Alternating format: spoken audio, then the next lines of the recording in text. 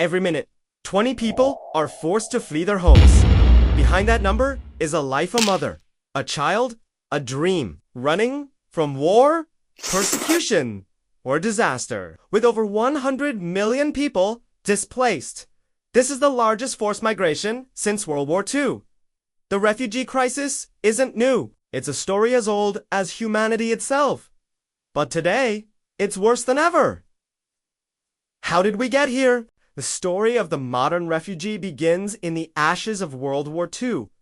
Europe was in ruins, with millions left, homeless and stateless. The world knew it couldn't turn away. In 1951, nations came together to create the UN Refugee Convention, a landmark agreement that defined what a refugee is and established a global responsibility to protect them. It was a promise, born from devastation, to offer sanctuary to those fleeing persecution. For the first time, helping refugees wasn't just charity, it was international law. Then, the world split in two. During the Cold War, the refugee became a political symbol.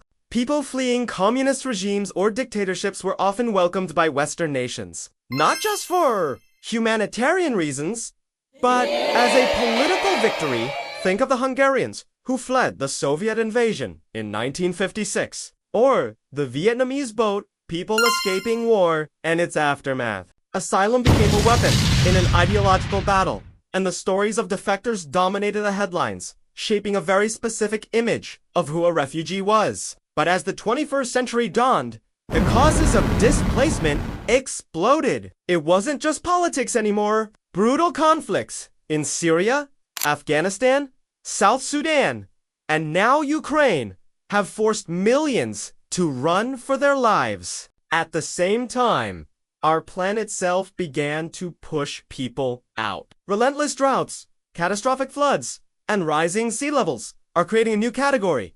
The climate refugee. When your farm turns to dust or your village is swallowed by the sea, staying is not an option. Add to this the collapse of entire economies, and you have a perfect storm where people must choose between certain hardship at home and the dangerous hope of a life elsewhere. But where did they go?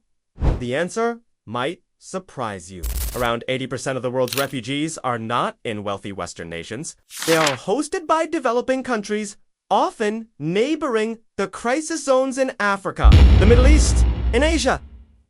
These nations, with far fewer resources, shoulder the vast majority of the responsibility. Meanwhile, developed countries debate quotas and build fences. The 2015 European refugee crisis laid this division bare. As political debates raged and refugees became pawns in elections, the gap between our stated ideals of compassion and the reality of closed borders has never been wider. What is life like for those who make it to safety? For many, it's a life in limbo. Millions spend years, even decades, in sprawling refugee camps. They are safe from bombs, but trapped in a different kind of struggle. Children are born and grow up stateless, without a country to call their own, often with limited access to education or a clear path to a future. Families are torn apart, dreams are put on hold, and an entire generation risks being lost in tents of dust, waiting for a life that may never begin. It's a silent,